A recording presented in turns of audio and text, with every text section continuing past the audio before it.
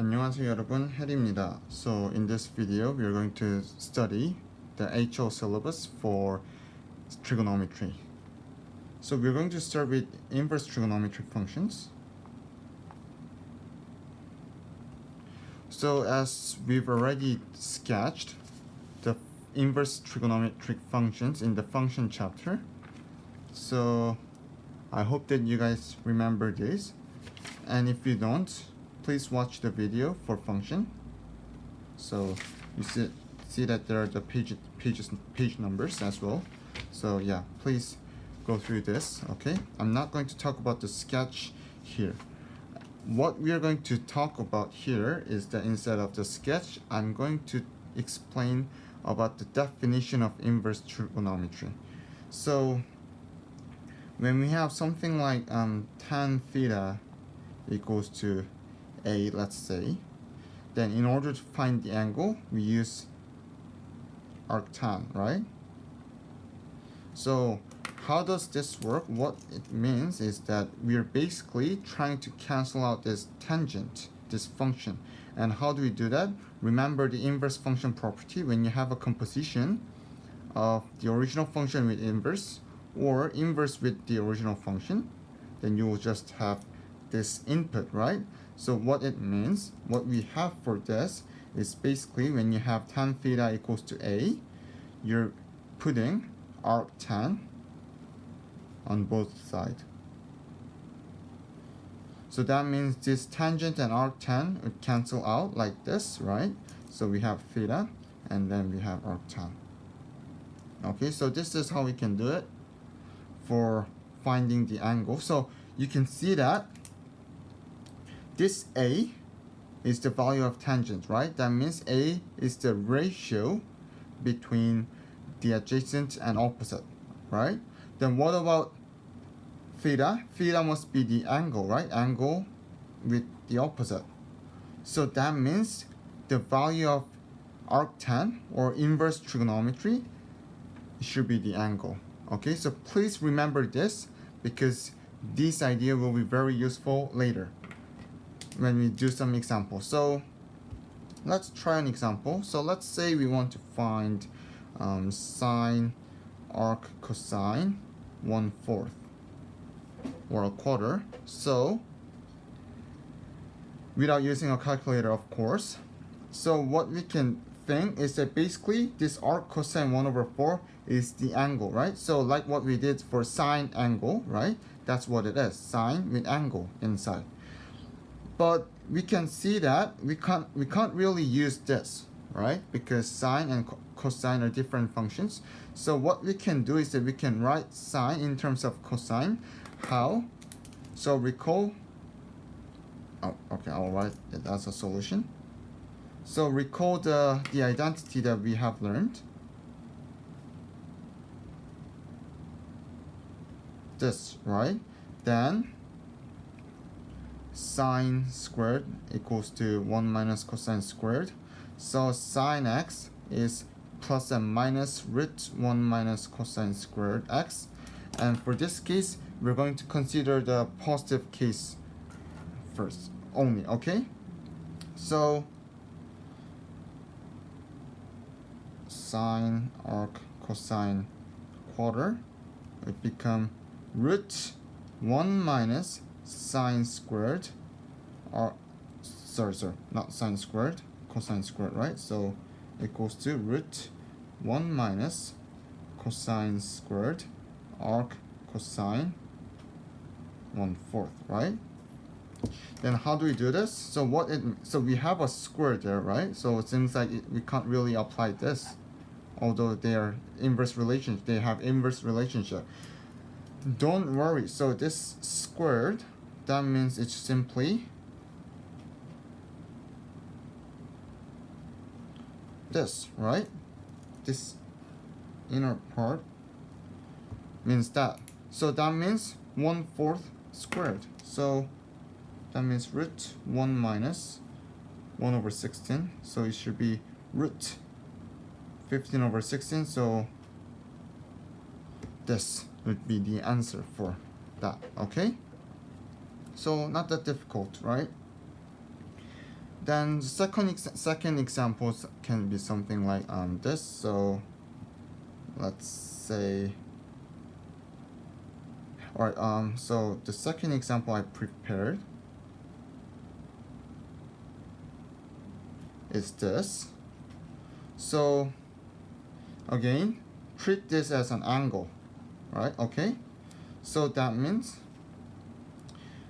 in order to cancel out this arc cosine, we should try to make it into cosine, right? But we can't really convert tangent into cosine directly.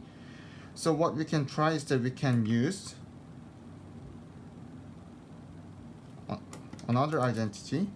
So tan x equals to sine x over cosine x, right? So that means this value, the question,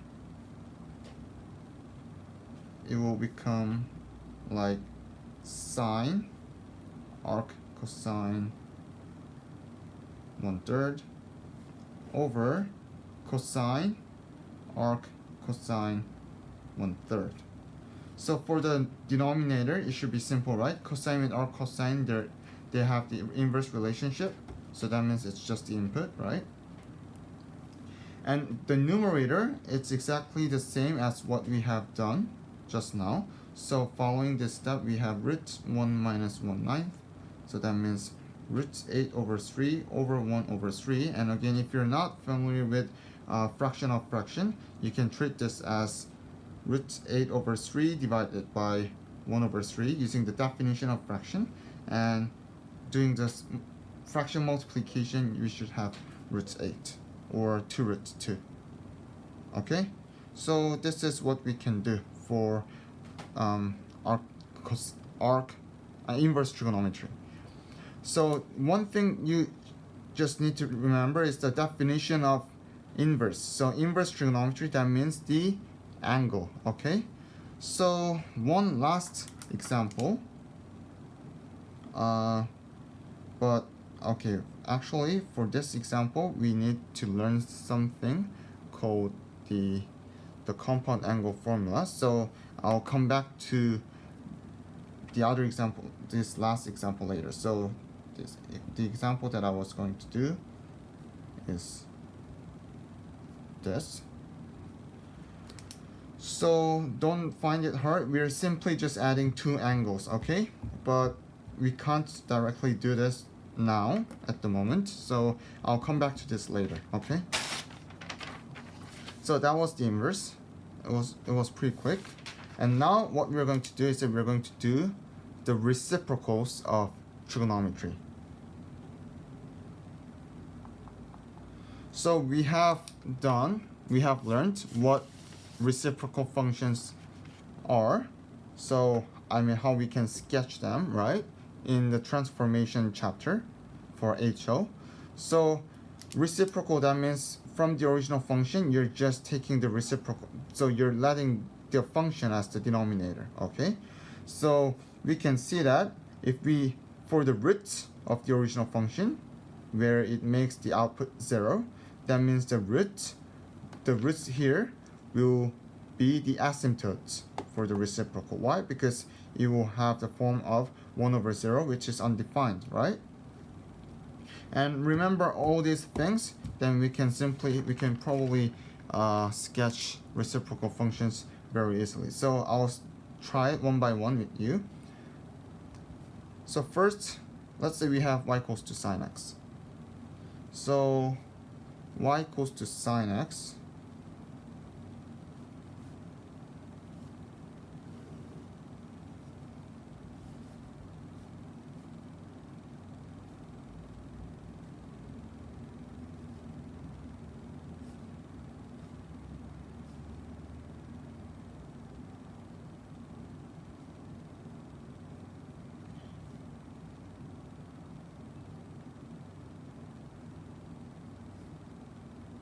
So this is how it would look like. So if we want to sketch the reciprocal, which is 1 over sine x, and it's called cosecant x.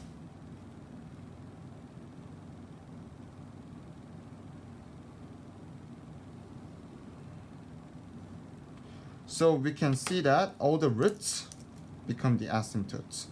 So x equals to 0, x equals to pi, and x equals to 2 pi, and x equals to negative pi, x equals to negative 2 pi.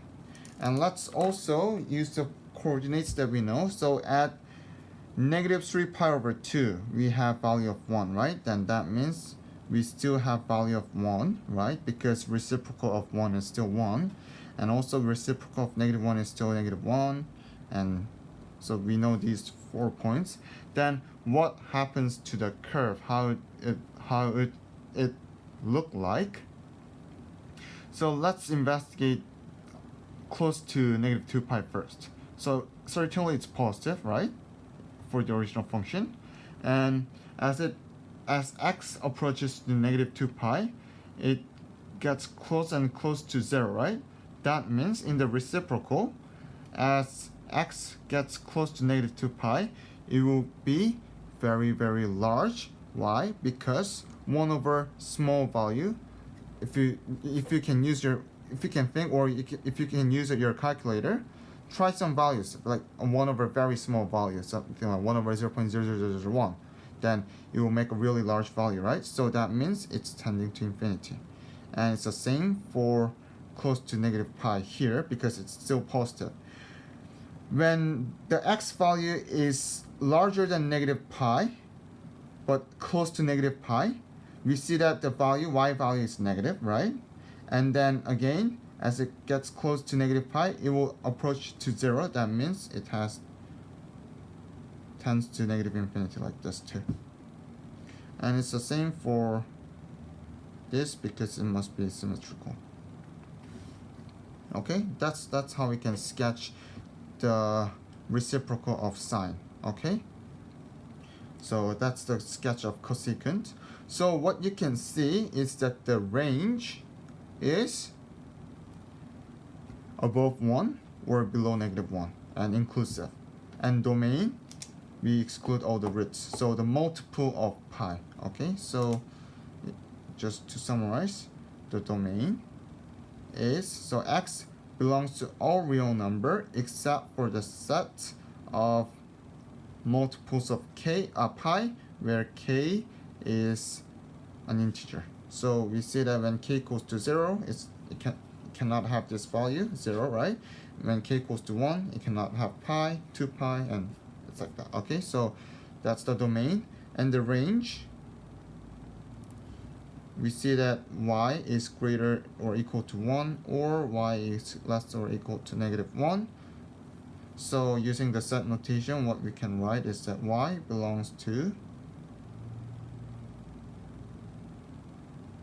negative infinity to negative 1 inclusive, union 1 to infinity positive. Okay, so that's what we can write for using the set notation. Alright, so that's it for cosecant. So now let's look for y equals to cosine x. So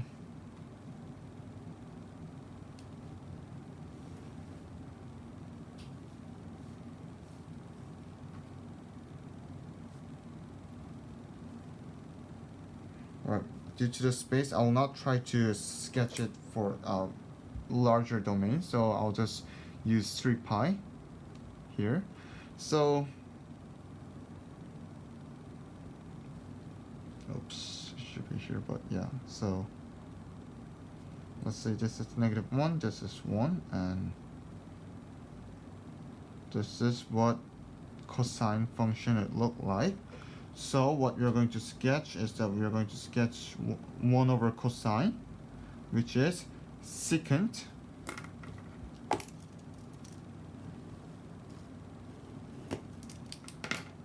so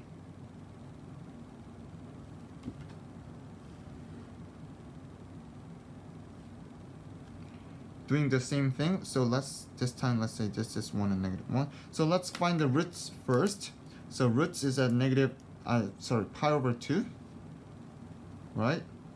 And then 3 pi over 2. That's why we have these two vertical asymptotes and one more, right? Negative x negative pi over 2.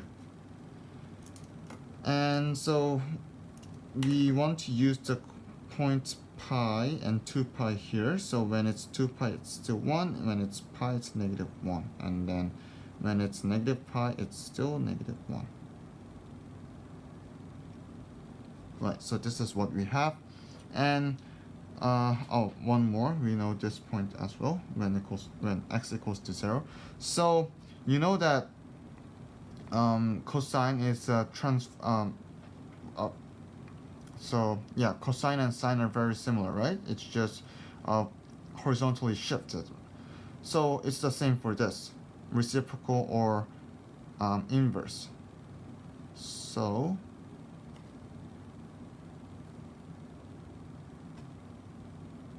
this is what we will have. Okay, so it's just everything shifted by pi over 2. Okay, or if you don't understand the relationship between sine and cosine, you can also use this graph, the original graph, to sketch the reciprocal using the same thing. So remember that when it's positive side and when it approaches to 0, that means it tends to positive infinity, and when it's negative and it approaches to 0, then it tends to negative infinity, like that. Okay, so it should not be that difficult either. So again, domain here will be the same as tangent. Why? Because remember, tangent has a denominator of cosine, right? So that's why we couldn't have these values for the domain, right? So x belongs to all real number except for the set where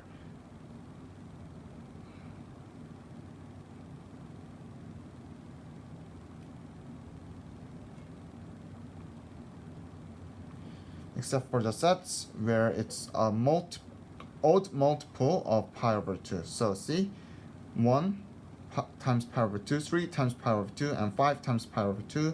So negative 1 times pi over 2, negative 3 times pi over 2. So it's the odd multiples, okay? So, and range, we can see that it's the same like in cosecant. So this is what we have for reciprocal functions of sine and cosine. And then one last thing, so cotangent.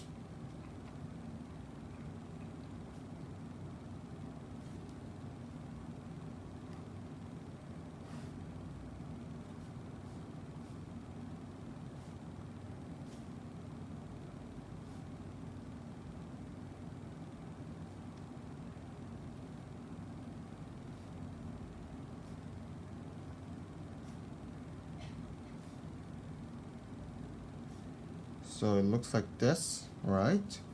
Then what happens if we sketch a reciprocal of tangent, which is called cotangent? So we have seen the case for the roots, right? But what if we have an asymptote in the original function? Then you can see that they become the roots, right? Because so undefined means the value is very, very large. So infinity, right?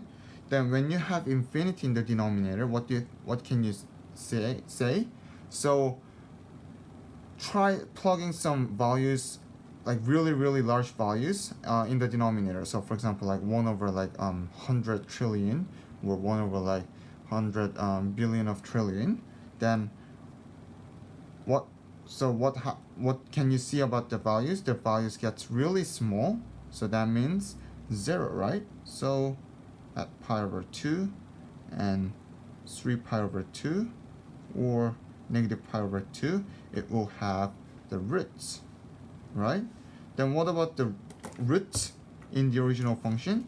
We have the asymptote. So x equals to 0 and x equals to pi. And right now, so this is a bit tricky part. So let's look at this part first.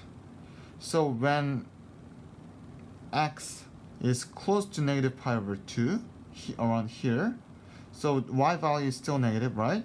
and when it gets very close, y values get very large, right? So that means it will start from here, right?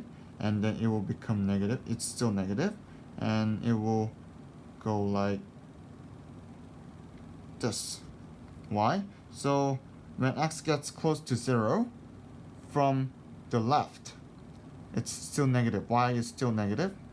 And then as it gets close to 0, that means in the reciprocal it's going to get really large. And note that it's still negative, so this is what we have. And using the same idea, a similar idea, we will have this. Okay, so again, at this side, so right side of the y-axis, so we see that the y values are positive, and when it gets close to 0, then it will get to infinity, and when it gets to infinity, it will go to 0, right? So this is the shape of cotangent x. Okay, so yeah, we have seen the 3 reciprocal functions. Oh, and one last thing, so for domain here is, okay, for this one, the domain is set of real number except the multiples of pi. And we have seen this before, right? Where? In cosecant.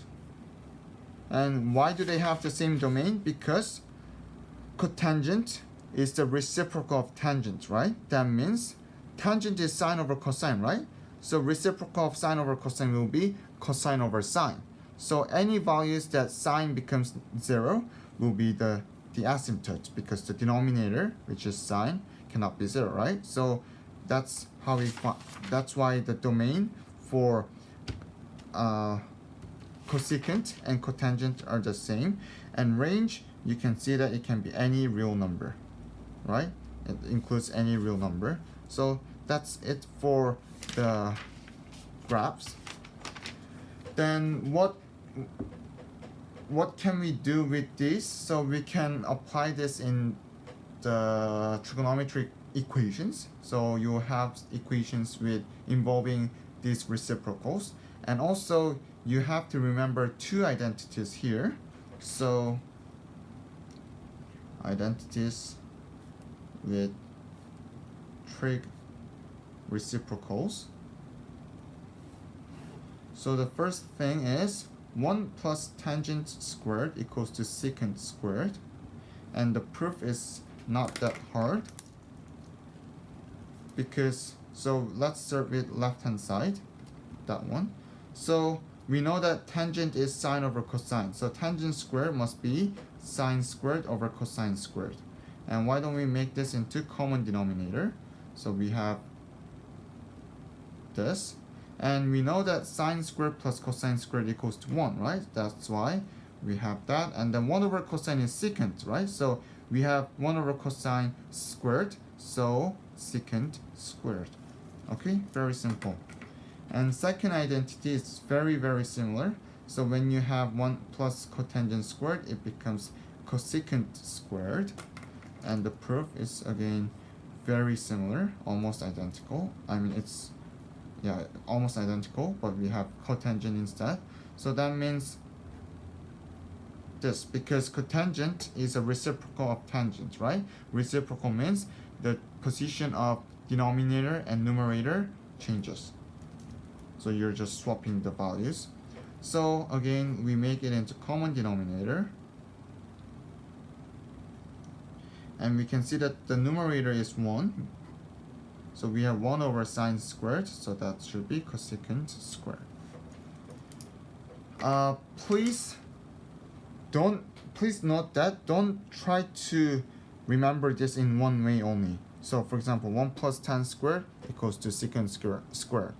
So try to memorize both ways. So when you see secant squared, then you must be able to recall 1 plus tan squared. And when you see 1 plus tan squared, you should recall secant squared. Also, when you see tangent squared, that means you must be able to recall secant squared minus 1. And it's the same for the second identity as well. The reason why I'm emphasizing these identities, memorize these identities as both ways, is because you will see a lot of this in complex numbers and calculus. Yeah, mainly these two, okay? And yeah, you will see a lot of this. You will have to use them a lot, especially integration. So please remember this well, okay? So that's it for inverse and reciprocal trigonometric functions. And what we're going to do is that we're going to do a bit more identities and some sketching method. So we have learned double angle identities in the SL syllabus, right? And now what we're going to do is that we're going to learn compound angle identities.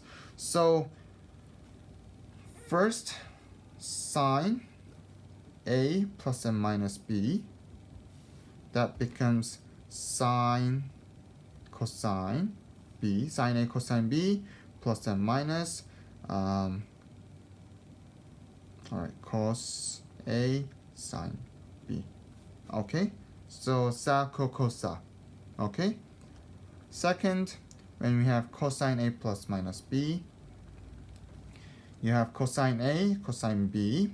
Okay, so when it's plus, we have minus. When if it's minus, we have plus. Okay, sine A sine B. So it's cosasa. And lastly, when we have tangent A plus minus B, we have tangent A plus and minus tangent B over 1 minus plus tangent A times tangent B. So what this means is that when it's plus and minus. When it's minus, we have minus and plus. Okay, so the derivation for this is not in the syllabus, so you don't have to know it. And then, well, it's not that hard, but it's I'll show you the proofs in the sample test. So I'll make them as a question, so you can try to use it. I'll give you some hint, of course. What can we do using this? So using this, we can prove the double angle identities. So first example, prove let's say cosine 2x equals to cosine squared minus sine squared using compound angle identity. So how do we prove this? So cosine 2x, what's the definition of multiplication? It means we're adding the same thing, right? So 2x means we add x twice. So cosine x plus x, right? And we can apply this. So cosine x plus x, that means a is x and b is x. So ax, bx, ax, bx. So replace all a and b by x. We will have cosine x times cosine x. Alright, so we have plus there, right? That means it becomes minus. So we have sine x and sine x. And it becomes cosine squared minus sine squared. Okay? Then second, prove tangent a plus b equals to tangent a plus tangent b over 1 minus tangent a tangent b.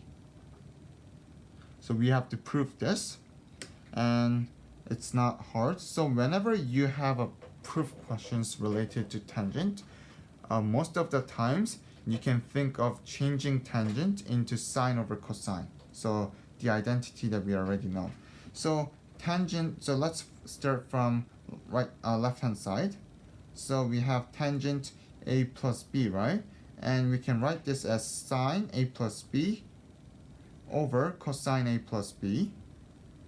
And the double angle identity for, compound angle identity for sine. So we have sa co cosa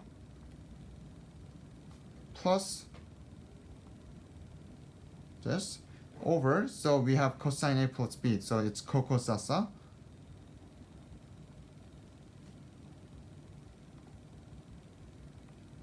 Alright, so a lot of students find proof questions hard, but to be honest, I think you should not treat proof questions hard because you already know the answer, right? I mean, you can't use the entire thing when you have the proof, but you can analyze this and then try to make your thing, make this like that. So let's observe this. So we have 1 here, right? And we have minus and tan A times tan B, right? While we have cosine A, cosine B, minus sine A and sine B. Then we can think of creating 1 in the denominator, but seems like it's not gonna be effective if we just add 1 there, right? Because first, it's affecting the equation. So in order to compensate for that change, we can try to minus 1, but that's not gonna be that helpful, right? So what we can do is that we can either add 0 or we can also try to multiply by 1, right? In order not to affect the equation. So in order to make this 1, we can try to divide this by cosine A and cosine B, right? But we can't just divide this by, so divide this by cosine A and cosine B, and we can't just divide this only, right? In order to divide this, then we also have to divide this, right? And we also have to divide this so that it becomes just multiplying by 1, right? So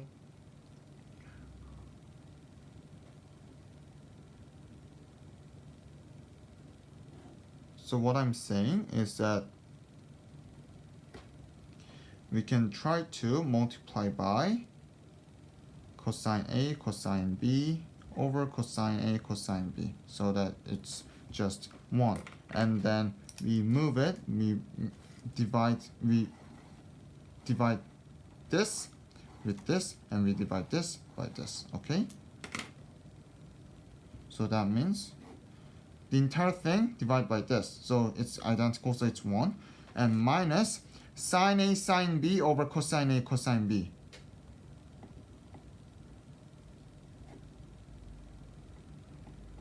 And what does it look like for you? It's just tangent A and tangent B, right? And, well, seems like we don't have much space, so I'll just write it down again.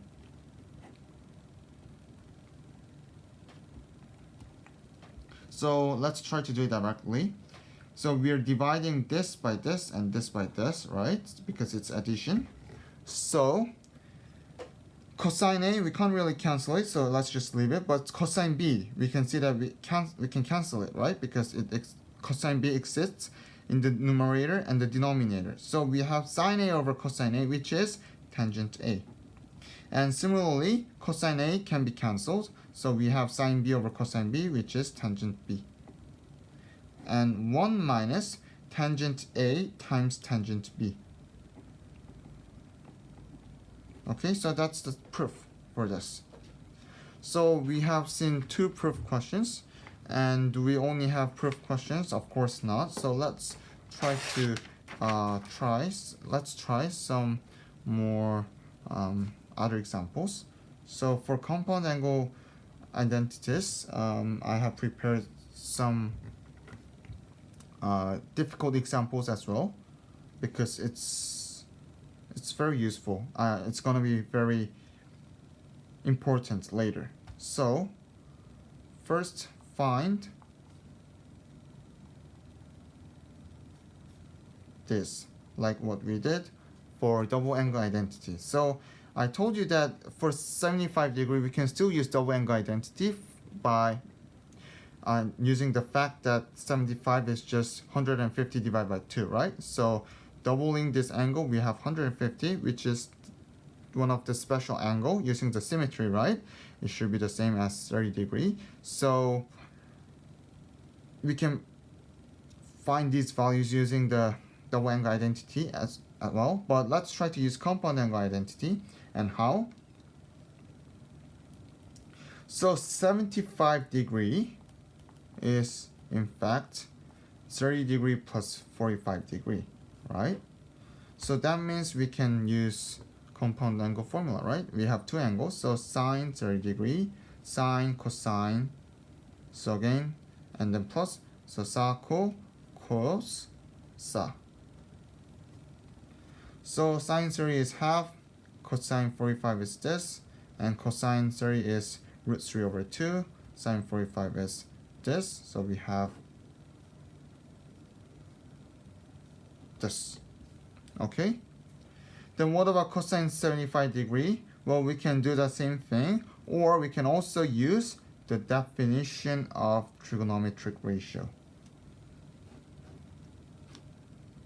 So if we have 75 degree there, that means the hypotenuse is 4 and the opposite is root 2 plus root 6, right? So what does it mean for the adjacent? Adjacent must be 16 minus the square of this, so it should be 8 plus 2 times root 2 times root 6, that means 4 times root 3. So we will have, and then square root it, so we will have root 8 plus 4 root 3, which is 2 root 2 plus root 3. Okay, so this is what we have. And we're done. Cosine 75, that means the adjacent of our hypotenuse, right? So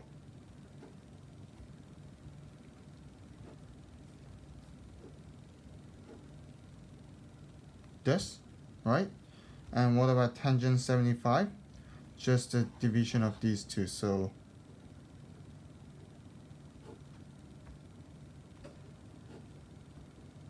I will not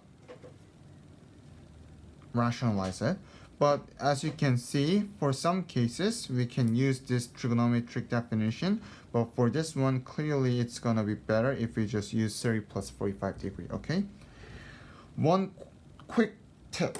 So sometimes you may not have degree, so instead you may have something like this, pi over 12. Then it's very hard to see using the radian because it's in fraction. So what you can do is that you can just convert the radian into degree. So that one is just 15 degree.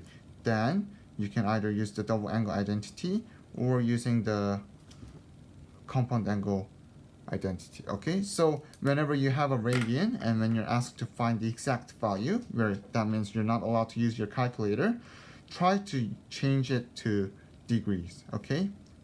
Because it's much better to see.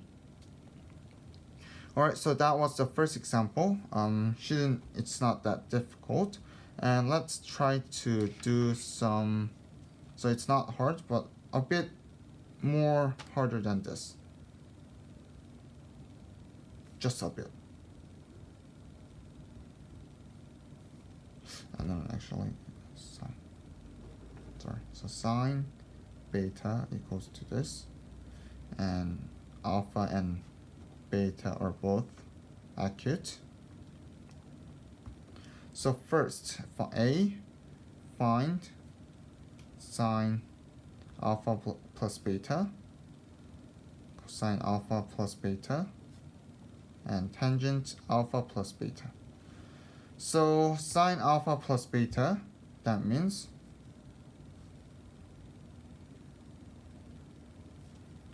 we have sine cosine plus cosine sine, right? So we have sine alpha, but we don't know cosine beta, right? And we also know sine beta, but we don't know cosine alpha. Then how do we do this? This is where you need this trigonometric definition of trigonometric ratio. Why? Because what this means is that alpha is an acute angle, right?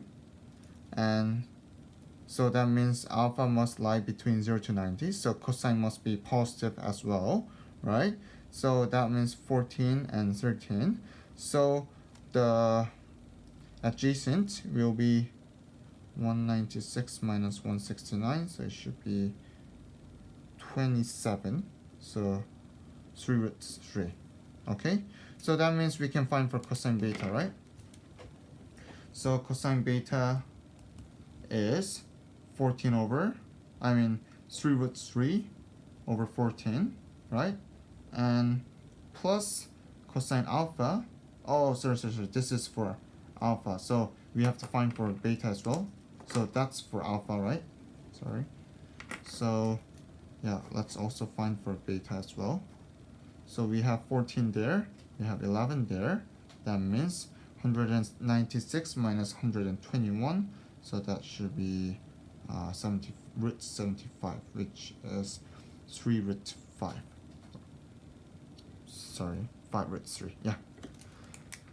So cosine beta is 5 root 3 over 14, and then plus cosine alpha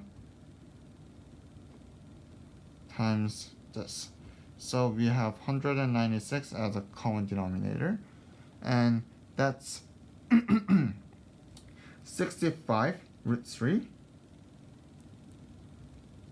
plus, that's 33 plus 3 root 3, 33 root 3. So we have 98 root 3 over 196. So they're both divisible by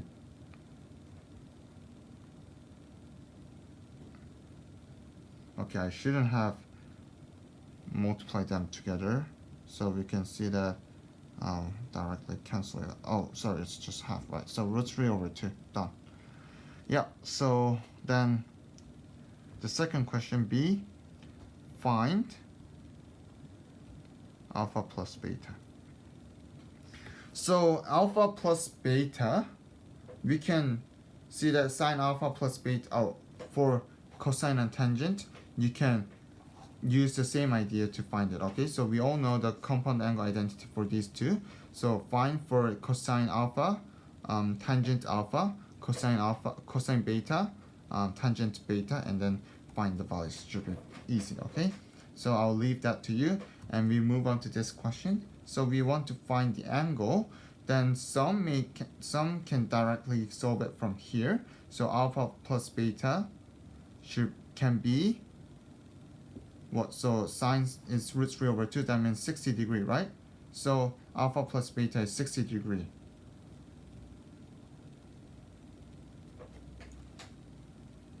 And let's check whether it works, because alpha plus beta are both accurate, right? That means alpha plus beta can be 0 or 180, right? So there must be two options we have. Because how does sine look like? It looks like this, right?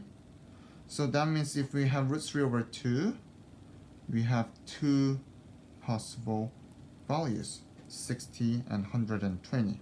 So we have 60 or 120, and which one should be the answer? And in order to find this answer, we actually need cosine and tangent.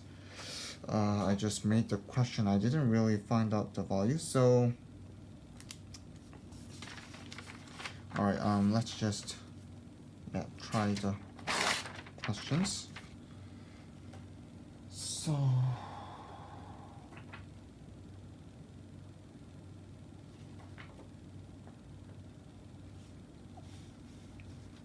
let's just quickly find for cosine.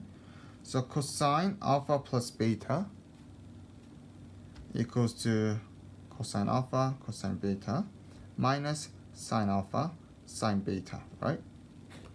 Cosine alpha, as what we have calculated, is 3 root 3 over 14. And cosine beta is 5 root 3 over 14. And minus sine alpha is in the question, right? 13 over 14 and 11 over 14. Then it's so 15 times 3, that's 45, right? So 45 minus 13 times 11, that should be 121 plus 22, so 143. So that means it's negative 98 over 196, so negative half, right? Cosine is negative, then, and sine is positive, right? Then what does that mean? And of course, we don't even have to use compound angle identity for this, because that's just sine over cosine, right? So root 3 over 2 divided by negative 1/2, so that's negative root 3. Then what does this tell us? So remember this diagram, ASTC, old school teach crap. So when the angle is between 0 to 90, everything is positive. When the angle is 90 to 180, only sine is positive. And this is the case where only sine is positive, right? Sine is positive, cosine is negative, tangent is negative, so it must be this region. That means out of these two candidates, we reject 60 and we accept 120, because that's the angle which lies between 90 and to 180, okay? So that's it for this problem. Then are we done? Unfortunately no, one more example, and this should be the hardest example that you may find.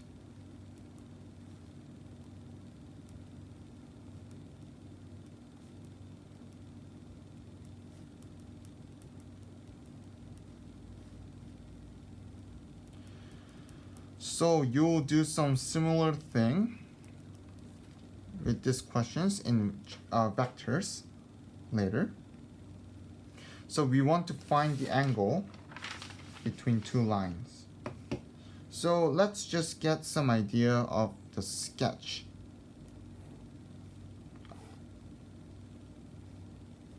So that one should look like this. And this one, so when when y equals to 0, it's 3 over 2 plus root 3, and is that bigger than 5? Clearly no, so it should be somewhere here.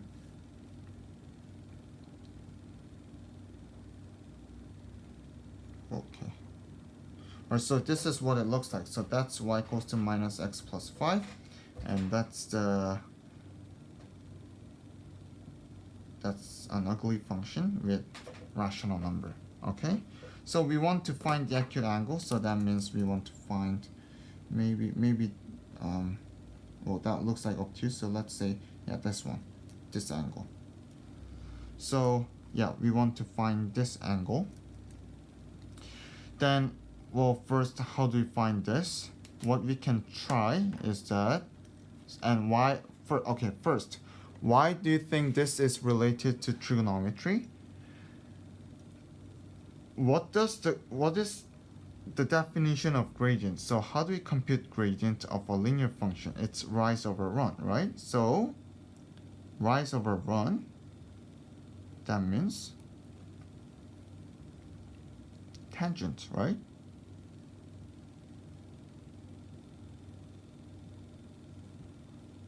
So if you have an angle there, tan theta will be rise over run, right?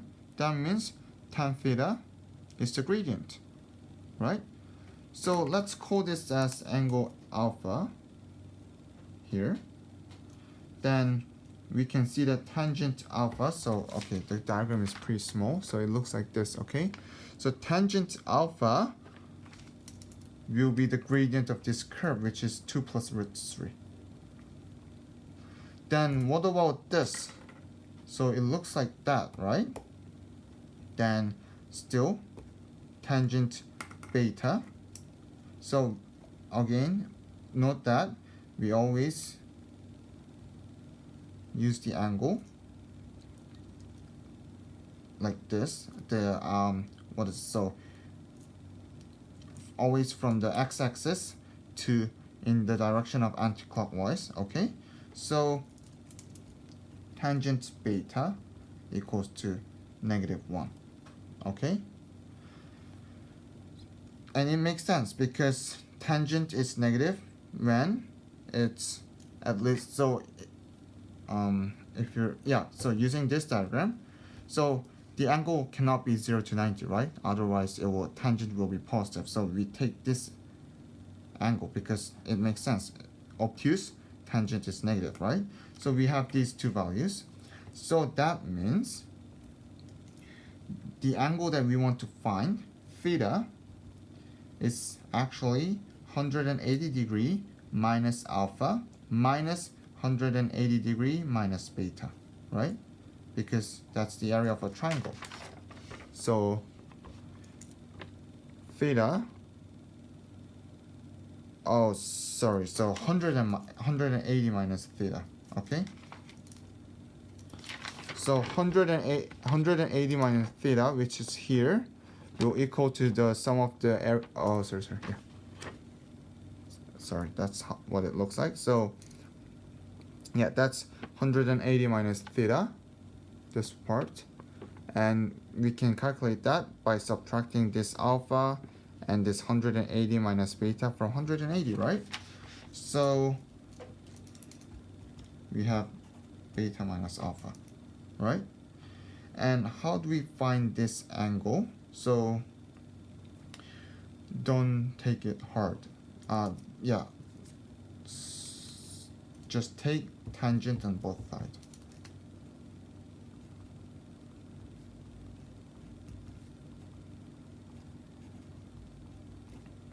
Right? So what's this? It's the double angle identity. But what's tangent beta? This.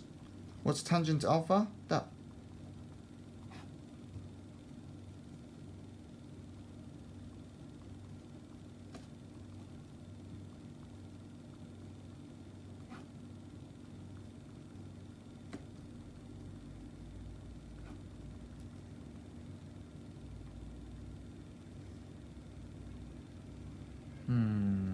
I don't, wait.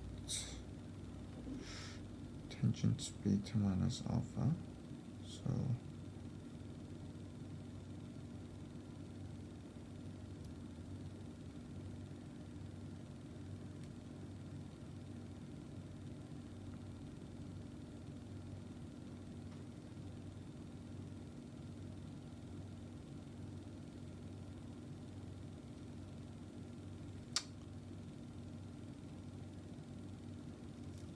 seems like this is not a special angle, but so 180 degree minus theta equals to arc tangent.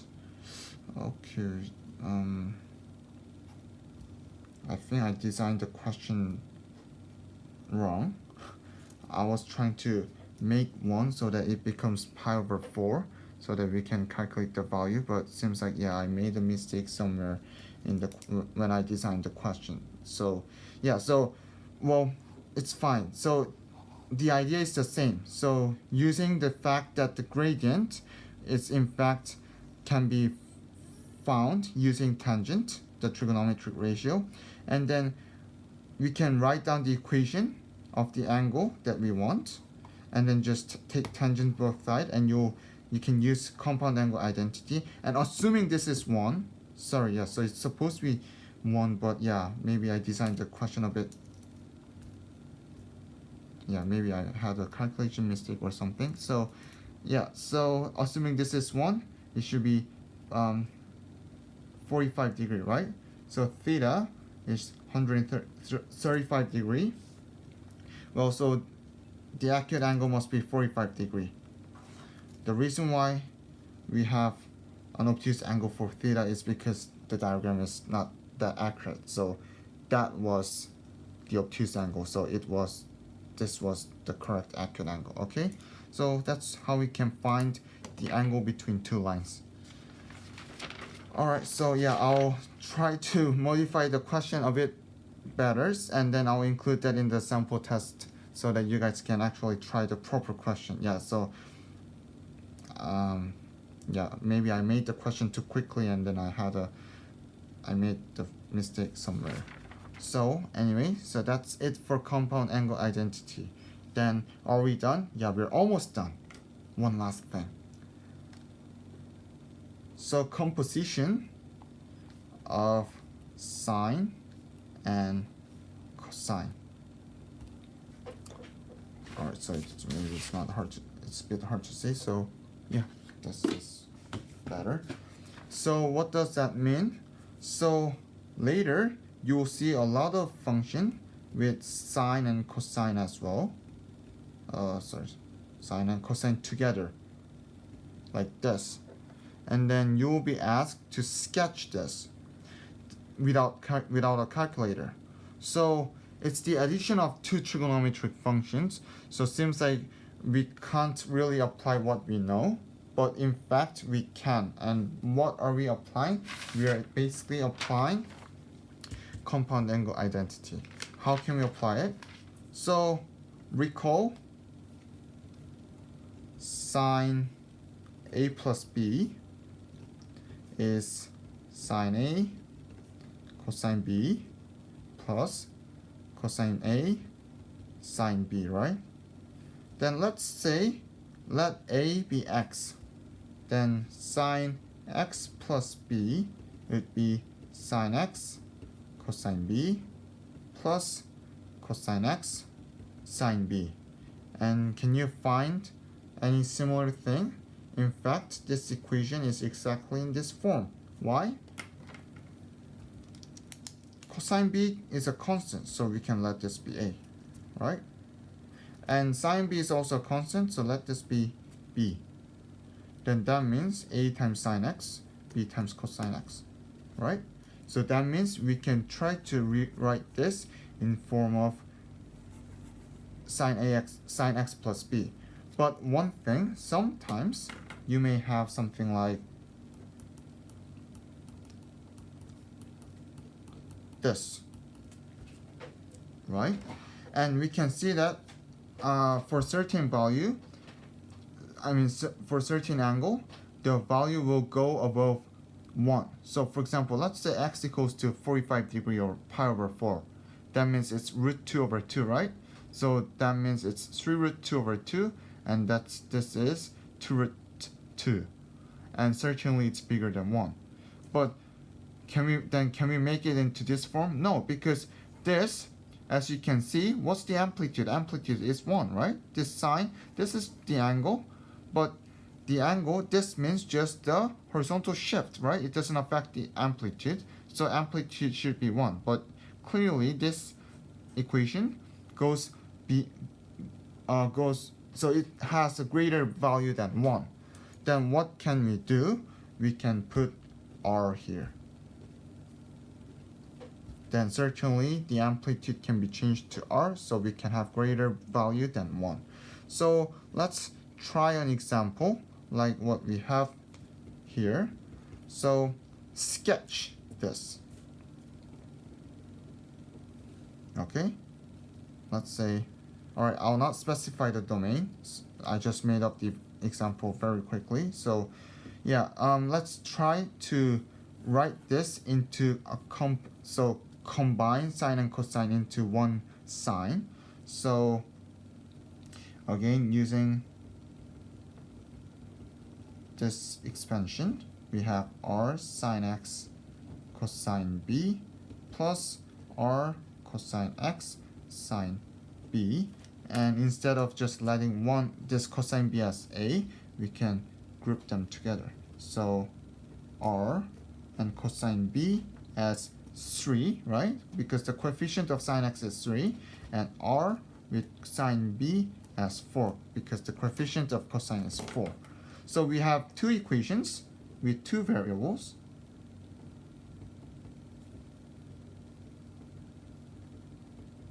Alright, so first what we can do is that we can find the value of r by squaring both equations.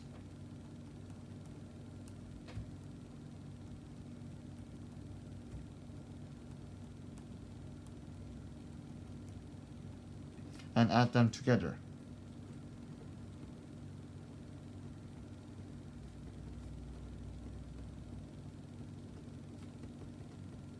Then we can factorize this by r squared. Then it's sine squared plus cosine squared. What is it? It's 1, right? So r squared equals to 25. And many students write r equals to plus and minus, r as just 5.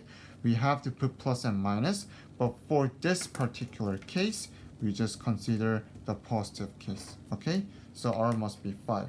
Then how do we find the angle? Divide them together. But not just simple division. Make sine as the numerator. Why? Because you can see that r cancels, right? And what sine b over cosine b, what is it? It's tangent. So tangent 4 over 3, tangent b equals to 4 over 3. So b here must be arctangent 4 over 3, and so you may have to use your calculator.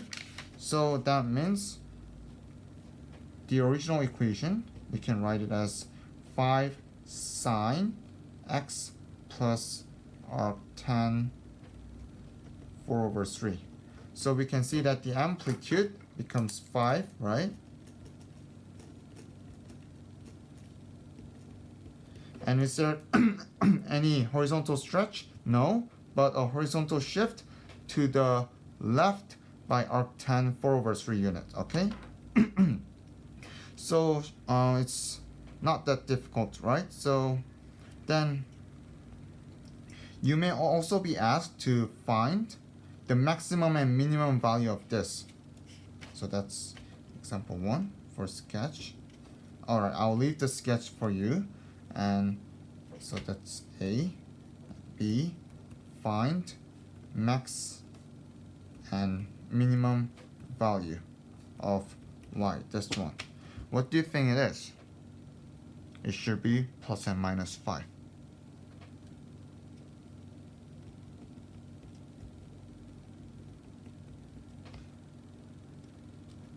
Why? Because if you sketch this function, it's sine, right? So can it go beyond the amplitude? No, right? So then maximum has to be 5 and minimum has to be negative 5. So in fact, you don't really have to use calculus differentiation to find the maximum or minimum point. You can also use the characteristic of the graph to find it, okay? So that's it for today. If you want to try a bit more, I can give you another simple question, something like, let me just quickly make one.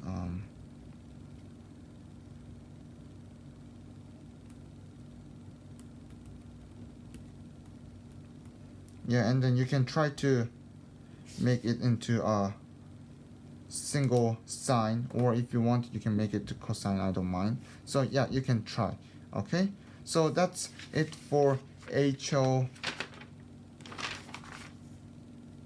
trigonometry.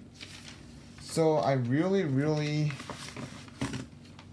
want to emphasize that the compound angle identity and the identities for reciprocals, these two and these three, will be used a lot in later chapters. So for this one, you may see a lot in complex numbers, and also maybe some vectors and calculus. But for these two, yeah, mainly calculus, especially in integration, okay? So don't try to memorize in one way, okay? Something like left to right only. Also try to remember from right to left. And also, so whenever you see tangent squared, you must be able to recall secant squared minus 1. And when you see secant squared, recall tan squared plus 1. So also for this, when you see sine a plus b, so in a form of sine a plus b, you must know the expansion. And when you see this, you must be able to factorize it back, okay? Like what you did for quadratic factorization. Oh, sorry, and I forgot to do this example. So arctan half plus arctan 1/3. So now we can solve this. So we want to find this value, right? So let's say this is theta. So the sum of these two is theta. And remember the definition of arctan. So inverse trigonometry is the angle, right? So it's basically we're adding these two angles, right? Let this be theta 1, let this be theta 2. So this is what we are finding, right? Then why don't we take tangent on both sides? And what is this? It's just a compound angle identity, right? So tangent theta 1 plus tangent theta 2 over 1 minus tangent theta 1 times tangent theta 2. So tangent theta 1, that means tangent arctan half. So tangent and arctan are inverse relationship, so it's just half. And similarly, this is just for a third, and that's 1 minus half times third. So 5 over 6 over 5 over 6, so it's just 1. That means theta equals to pi over 4. Okay? So that's how we can solve an equation like this. So yeah, that's it for today, and see you guys in the next video. Bye.